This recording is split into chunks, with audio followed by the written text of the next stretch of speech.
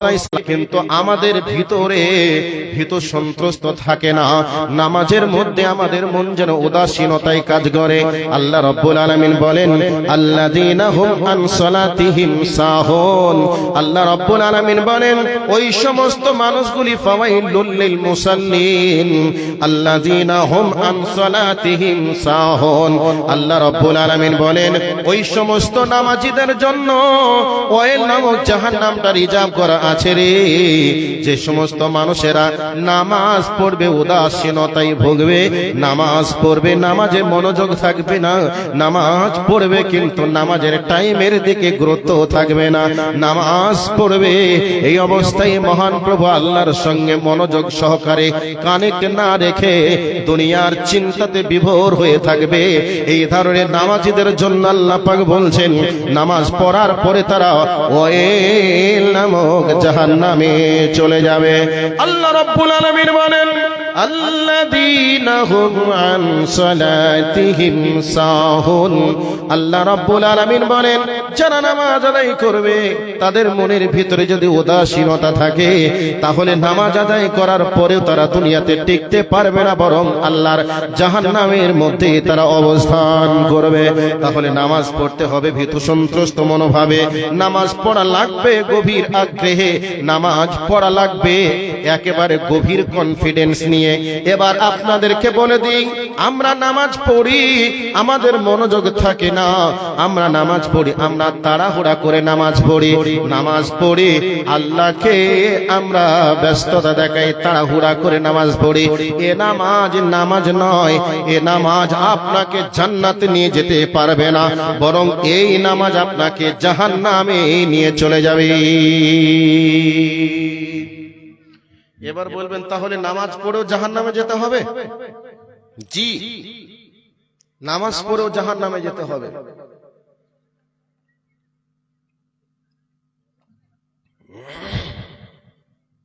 এবার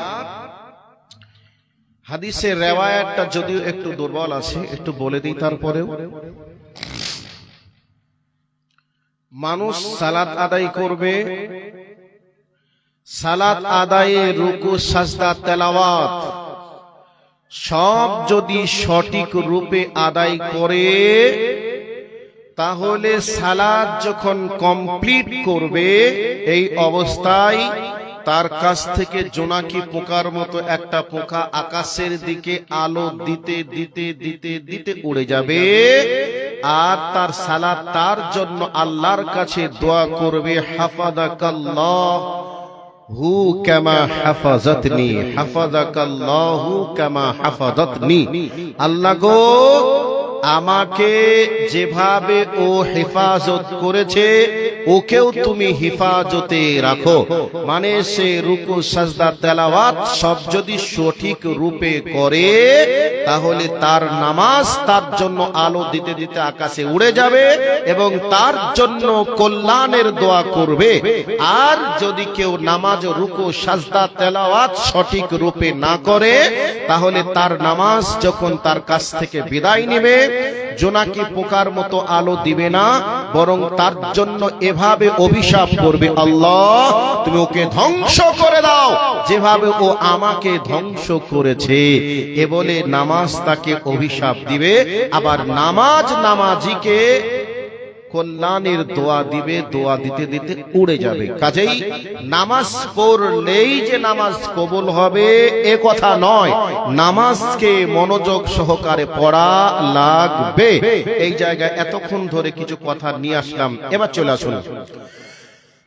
আল্লাহ রাব্বুল আলামিন বলেন আল্লাযীনা ইউকিমুনাস সালাতা ওয়া মিম্মা রাযাকনাহুম ইউনফিকুন। আল্লাহ রাব্বুল আলামিন বলেন বান্দারে মুমিনের 4 নম্বর বৈশিষ্ট্য হলো তারা সালাত আদায় করবে। তবে সালাত আদায় কি করে করতে হবে? সূরা মুমিনুনের ভিতরে আল্লাহ পাক বলছেন আল্লাযীনা হুম ফি সালাতিহিম খাশিউন। মুমিনেরা সালাত আদায় করবে ভীত সন্ত্রস্ত মনোভাবে। তাহলে ভীত সন্ত্রস্ত মনোভাবে সালাত আদায় করা লাগবে। এবার কেমন হবে একটু বলে দিই। বলি, আপনি এবার নামাজে যখন দাঁড়িয়ে যাবেন আল্লাহু আকবার বলে গভীর আগ্রহ নিয়ে দাঁড়াবেন। নিজেকে অপরাধী মনে করে ছোট হয়ে ভীত সন্ত্রস্ত মনোভাবে মহান প্রভু আল্লাহর কাছে দাঁড়িয়ে যাবেন। আর ধীরে সুস্থে গভীর আগ্রহ নিয়ে দোয়া কালাম গুলো পড়তে থাকবেন। আল্লাহুম্মা বাঈদ বাইনি ওয়া বাইনা খাতায়ায়া কামা বা'আদতা বাইনাল মাশরিকি ওয়াল মাগরিবি। আমরা কিন্তু এভাবে পড়ি না, বরং আমরা আল্লাহু আকবার বলে দাঁড়াই কিভাবে? মসজিদের ভিতরে ঢুকছি, ঘড়ির দিকে তাকিয়ে দেখে নিলাম 2 মিনিট আছে বা 3 মিনিট আছে। নামাজে যদি দাঁড়িয়ে যাই চলমান অবস্থায় আল্লাহু আকবার বলে দাঁড়িয়ে আল্লাহুম্মা বাঈদ বাইনি ওয়া বাইনা খাতায়ায়া 5G স্পিডে শুরু করে দিলাম। এর উদাহরণ আপনাকে দিই। আপনাদের মাদ্রাসার যিনি বা আজকের জলসার যিনি আজকের সভাপতি সাহেব, ওই সভাপতি সাহেবের কাছে গিয়ে যদি বলে সভাপতি সাহেব আমাকে তাড়াতাড়ি যেতে হবে, কিশোরগঞ্জে ট্রেন ধরতে হবে, আমাকে 500 টাকা দেন, 500 টাকা দেন তাড়াতাড়ি, এইরকম করে সভাপতি সাহেবের কাছে গিয়ে যদি ব্যস্ততা দেখাই, তাহলে সভাপতি সাহেব আমার উপরে বিরক্ত হবেন কি হবেন না? এক পর্যায়ে বিরক্ত হয়ে এমন কথা বলতে পারেন, আপনি কিশোরগঞ্জে যাবেন কি না, আপনি ট্রেন ধরবেন কি ধরবেন না, এটা আমার দেখে লাভ নেই, কারণ আপনি আমার কাছে ব্যস্ততা দেখাচ্ছেন আর এমন করে টাকা চাচ্ছেন, মনে হচ্ছে যেন টাকা আপনি আমার কাছে রেখে গেছেন। এমন কথা বলতে পারেন কি পারেন না? পারেন। কিন্তু বন্ধুরে, কথাটা যদি এভাবে বলি, ও সভাপতি সাহেব আপনি সম্মানিত ব্যক্তি, আপনার নাম শুনেছি, আপনি মানুষের উপকার করেন, তবে আমি বিপদে পড়ে গেছি, ভাই আমাকে যদি 500 টাকা দিতেন তাহলে আমার ভালো হতো, কারণ আমার ছেলে কলকাতা হসপিটালে ভর্তি হয়ে আছে, অতএব আমি আপনার কাছে 500 টাকা চাই, আপনি আমাকে 500 টাকা দেন। এরকম করে যদি বলি, তাহলে উনি 500 টাকা না দিতে পারলেও আমাকে অপমান কমপক্ষে করবেন না। কথা বলুন, ঠিক বললাম না ভুল বললাম? কিন্তু বন্ধুরে, নামাজে যখন দাঁড়িয়ে যাই তখন আল্লাহকে ব্যস্ততা দেখাই। কি বলে ব্যস্ততা দেখাই? আমরা বলি আল্লাহুম্মা বাঈদ বাইনি ওয়া বাইনা খাতায়ায়া কামা বা'আদতা বাইনাল মাশরিকি, এভাবে পড়ি 5G স্পিডে চালিয়ে দেই। কিন্তু আমরা যদি নামাজে দাঁড়িয়ে আল্লাহুম্মা বাঈদ বাইনি এভাবে দোয়াটা যদি গভীর আগ্রহ নিয়ে পড়ি, আর এর অর্থগুলি যদি মনের ভিতরে এভাবে উদয় হয়, মাবুদ রে, পূর্বকে এবং পশ্চিমকে তুমি যতটা দূরে রেখেছো, তুমি আমাকে আর আমার পাপকে অতটা দূরে রাখো। মাবুদ গো, যেমনি ভাবে জামা কাপড় ময়লা হয়ে গেলে সার্ফ দিয়ে সাবান দিয়ে কেচে পরিষ্কার করা হয়, ধুয়ে সাফ করা হয়, মাবুদ গো আমার জিন্দেগীর পাপগুলিকে তুমি বরফের পানি দিয়ে, শিশিরের পানি দিয়ে ধুয়ে পরিষ্কার করে তুমি আমাকে নিষ্পাপ করে দাও। এরকম গভীর আগ্রহ নিয়ে ধীরে সুস্থে পড়লাম। আর যদি এভাবে মনের ভিতরে উদয় হয়, একে বলা হয় খুশু খুজু, এর নাম হচ্ছে ভীতু সন্তুষ্ট হয়ে সালাত আদায় করা। এবার আমরা যখন দুআয়ে ইস্তিফতা বাইত বাইনি কমপ্লিট করব, এরপরে বলবো বিসমিল্লাহির রহমানির রহিম, পরম করুণাময় অসীম দয়ালু আল্লাহর নামে শুরু করছি। এবার শুরু হয়ে গেল আলহামদুলিল্লাহি রাব্বিল আলামিন। এইভাবে যখন গভীর আগ্রহ নিয়ে পড়ব, এই অবস্থায় প্রত্যেকটা আয়াতের জবাব আমাদের আরশের মালিক দিয়ে থাকেন। আমরা বলি আলহামদুলিল্লাহি রাব্বিল আলামিন। এর অর্থ হলো সমস্ত প্রশংসাই সেই রব্বুল আলামিনের জন্য। এই অবস্থায় ফেরেশতাদেরকে সাক্ষী রেখে আমাদের রব বলেন হামিদানি আব্দি, আমার বান্দারা আমার প্রশংসা আদায় করেছে, আমার বান্দারা আমার প্রশংসা বর্ণনা করেছে। ওরে ফেরেশতার দলেরা তোরা সাক্ষী থাক, আমার বান্দারা আমার প্রশংসা আদায় করেছে। এরপরে আমরা বলি আর রহমানির রহিম, এই অবস্থায় ফেরেশতাদেরকে আল্লাহ রাব্বুল আলামিন ডাক দিয়ে বলেন, ওরে আমার ফেরেশতারা তোমরা শোনো, আসনা আলাইয়া আব্দি, আমার বান্দারা আমার গুণ বর্ণনা করেছে, সিফাত বর্ণনা করেছে। আর রহমানির রহিম মানে হলো যিনি পরম করুণাময় অসীম দয়ালু। তাহলে পরম করুণাময় অসীম দয়ালু কে? যিনি আল্লাহ। সেই আল্লাহকে নামাজের ভিতরে বলছি আর রহমানির রহিম, পরম করুণাময় অসীম দয়ালু আল্লাহর নামে। এই অবস্থায় আমরা বলছি, আর আল্লাহ রাব্বুল আলামিন ফেরেশতাদেরকে বলেন, আসনা আলাইয়া আব্দি, আমার বান্দারা আমার প্রশংসা আদায় করেছে, আমার বান্দারা আমার সিফাত গুণ বর্ণনা করেছে।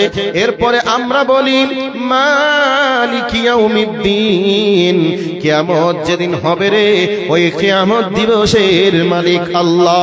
এই অবস্থায় ফেরেশতাদেরকে সঙ্গে নিয়ে সাথে নিয়ে আমাদের রব বলেন, মান জাদ্দানি আব্দি, আমার বান্দারা আমার মর্যাদা বর্ণনা করেছে। মানে কিয়ামত দিবসের যে আমি মালিক, এই মালিক সম্পর্কে আমার বান্দারে স্বীকারোক্তি দিয়েছে। অতএব তোমরা সাক্ষী থেকো।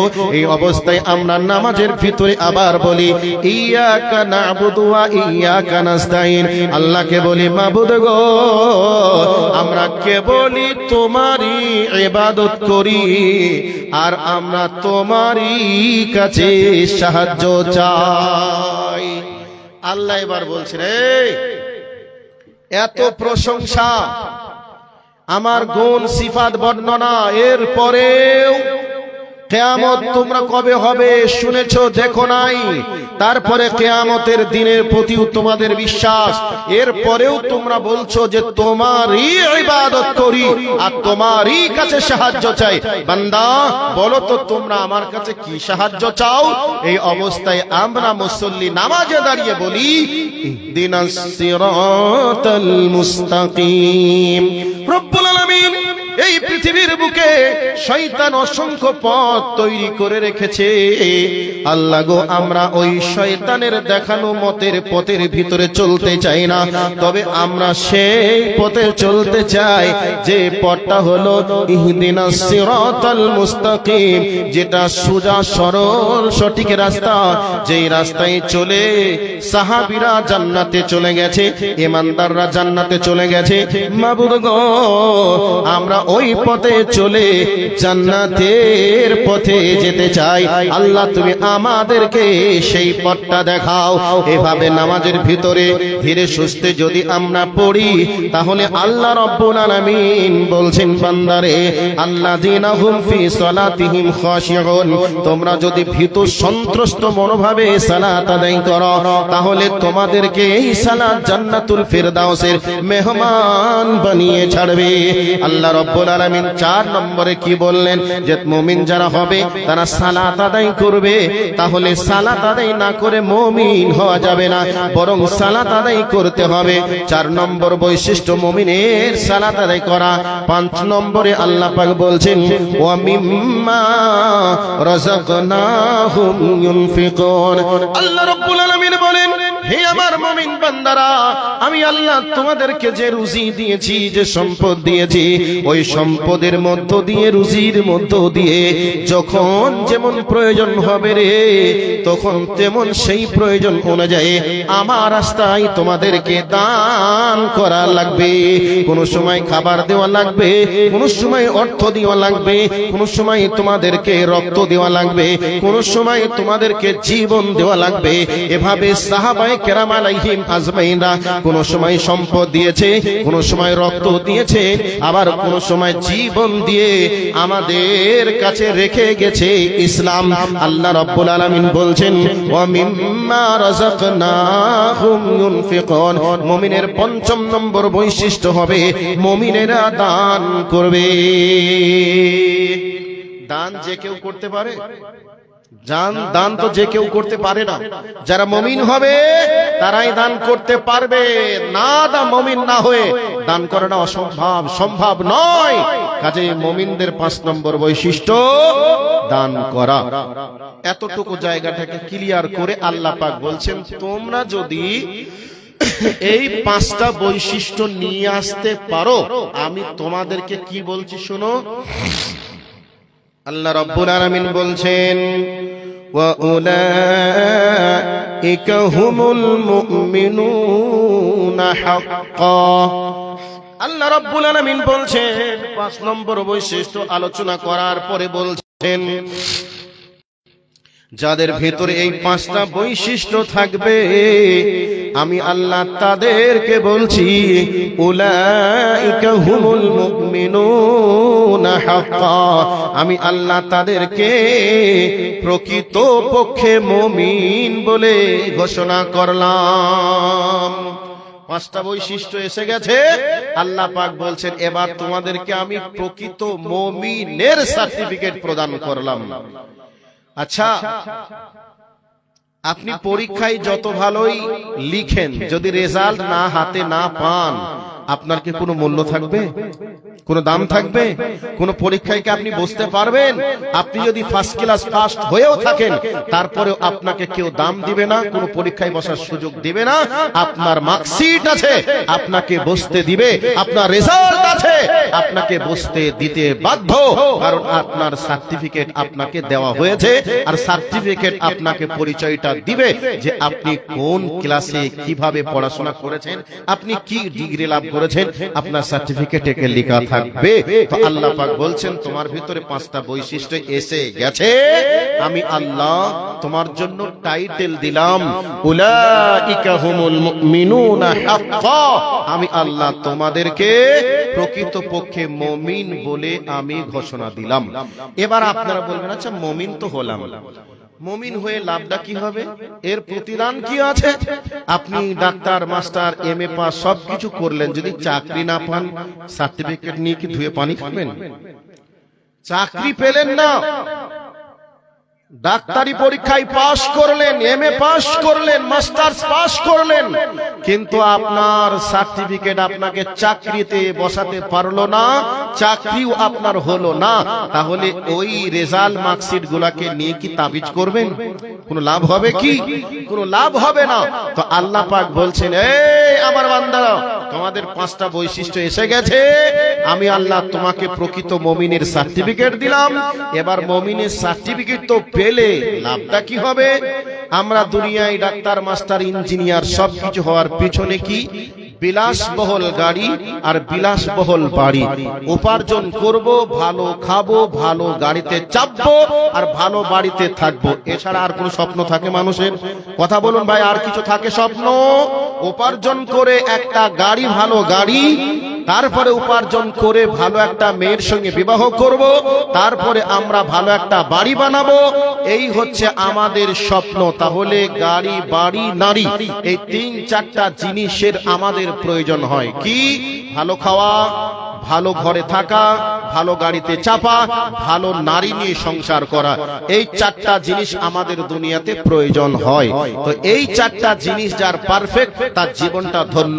তো এই 4টার মধ্যে কোনো একটা যদি কমতি থেকে যায়, তাহলে তার লাইফটা সাকসেস নয়, বরং আনসাকসেস। কাজেই আল্লাহ পাক বলছেন শুনে রেখে দাও, উলাইকা হুমুল মুমিনুনা হাক্কা।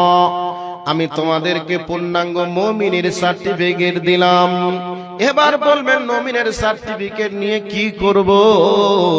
আল্লাহ রাব্বুল আলামিন এবার বলছেন লাহুম দারাজাতুন ইনদা রাব্বিহিম ওয়া মাগফিরাতুন ওয়া রিজকুন কারীম। আল্লাহ রাব্বুল আলামিন বলছেন আমি তোমাদেরকে পূর্ণ সার্টিফিকেট দেওয়ার পরে আমি আল্লাহ তোমাদেরকে 2টি অফার দিলাম।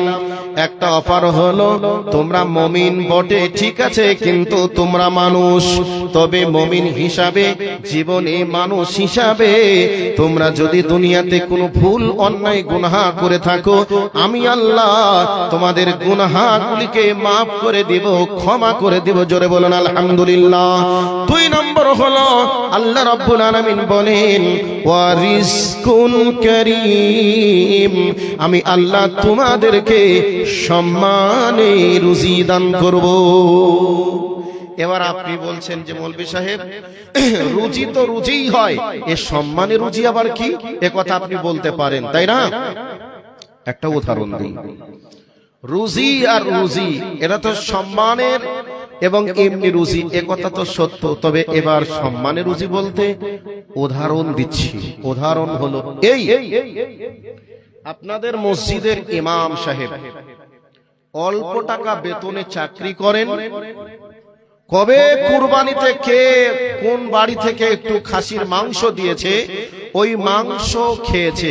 বাড়িতে আর মাংস খাওয়ার সুযোগ হয় না। আর ইমাম সাহেব মানুষ তো, পাঁচ বাড়িতে ভালো মন্দ নিজে খাবারটা খেতে পায়, কিন্তু বাড়ির লোক ভালো মন্দ তেমন খেতে পায় না। এটা ইমামদের এটা প্রাকৃতিক বৈশিষ্ট্য বর্তমান সময়ের ইমামদের। কারণ অল্প টাকা বেতনে চাকরি করে, বছর ভর তারা ফতোয়া দেয়, রমজান মাসে রোজার সওয়াবের কথা বলে, কোরবানির সময় কোরবানির ফজিলতের কথা বলে, কিন্তু দেখা যায় ইমাম সাহেবের কোরবানি দেওয়ার সামর্থ্য হয় না। কারণ সামথিং বেতন, এই বেতনে যদি সংসার চালিয়ে টাকা জমাতে চাই তাহলে কোনোভাবে আর সংসারটা চালানো যায় না। কাজে কোরবানি দেওয়ার মতো সামর্থ্য হয় না। কাজেই সেই কবে কোরবানির দিনে মাংস খেয়েছে, এই অবস্থায় বেচারা বাড়ি যাচ্ছিল, হঠাৎ করে একটা মোটরসাইকেলে দিল একটা খাসিকে চাপ, আর ওই চাপে খাসিটা প্যাঁ করে উঠলো, সাথে সাথে চাকুল এসে জবাই হয়ে গেল। 800 টাকা কিলোর মাংস বলে দেওয়া হলো মাত্র 300 টাকা। তো ইমাম সাহেব বলল 800 টাকা তো কিনে খেতে পারি না, কাজেই আজকে 300 টাকায় পেয়েছি, 1 কিলো মাংস কমপক্ষে নিয়ে নি। এই অবস্থায় 1 কিলো মাংস নিয়ে বাড়ির দিকে চললেন। বাড়িতে যাওয়ার পরে বিবিকে বলছে, বিবি মাংস তাড়াতাড়ি রান্না করো, আমি নামাজ পড়তে গেলাম, নামাজ পড়ে ছেলে বউ বিটি নিয়ে একই সঙ্গে মজা করে খাবো, তুমি রান্না চাপাও। ওনার স্ত্রীও নামাজি মানুষ, স্বামী নামাজ পড়ে আসবে আর আমি যদি নামাজ না পড়ি কেমন লাগবে। কাজেই উনি রান্না কমপ্লিট চাপিয়ে দিয়ে চুলার উপরে আছে, উনিও নামাজে দাঁড়িয়ে গেছেন। এই অবস্থায় বাড়িতে আশেপাশে ঘুরতে একটা পাগলা কুত্তা, ওই কুত্তাটা ঘুরতে ঘুরতে এসে দেখছে মাংসের সুগন্ধ সেন্ট শুনে তার মাথায় আর কাজ না করে একেবারে হাঁড়িতে দিল মুখ ঢুকিয়ে। আর ইমাম সাহেবের স্ত্রী আসসালামু আলাইকুম, আসসালামু আলাইকুম, দেখছে সালা চুলার দিকে কুত্তায় মুখে হাঁড়িতে মুখ লাগিয়েছে। আচ্ছা বলুন, এই মাংস আর কি খাওয়া যাবে? কুকুরে মুখ দিয়েছে, খাওয়া সম্ভব হবে? ওই দেখেন কত বড় বদমাইশ, দেখেছেন ওখান থেকে লাইট মারছে। সর্বনাশ ব্যাপার, কি যে চলছে রে ভাই। তো কুত্তায় মুখ লাগিয়েছে, বুক ভরা আশা মিনিটেই যেন একেবারে ধ্বংস হয়ে গেল। এই অবস্থায় হাঁড়ি সহ মাংসটা যেন জঙ্গল দিয়ে টান দিয়ে ফেলে দিল। খাবার খেতে বসে গেলেন ইমাম সাহেব, এসে স্ত্রী বলতে পারছে না লজ্জায় বা ভয়ে। এই অবস্থায় ইমাম সাহেব বলছেন, এইবার ছাগলের মাংস দেবে, খাসির মাংস দেবে। এই করে করে যেন ভাত খাওয়া শেষ হয়ে যাচ্ছে, এরপরেও মাংস আসছে না। বিবিকে জিজ্ঞাসা করছে, বিবি আমি যে মাংস নিয়ে আসলাম, মাংস যে আমাদেরকে দিলে না, তোমার কি আব্বা আসবে? তাদের জন্য রেখেছো না তোমার ভাই আসবে? তো তোমার আব্বা যদি এসে থাকে রেখেছো, ভালো করেছো। তোমার ভাই আসলে মেহমান দিতে হবে, ভালো করেছো। তো আমাদেরকে তো একটু দিতে পারতে। এই কথা যখনই বলেছে ওনার স্ত্রী তখন বলছে, সর্বনাশ, দুঃখিত আমি। নামাজে আপনিও গিয়েছিলেন, আমিও নামাজে দাঁড়িয়েছিলাম, কুত্তায় লোক ঠেকাতে না পেরে হাঁড়িতে মুখ লাগিয়ে নষ্ট করে দিয়েছে, হাঁড়ি শুদ্ধ টান মেরে ফেলে দিয়েছি।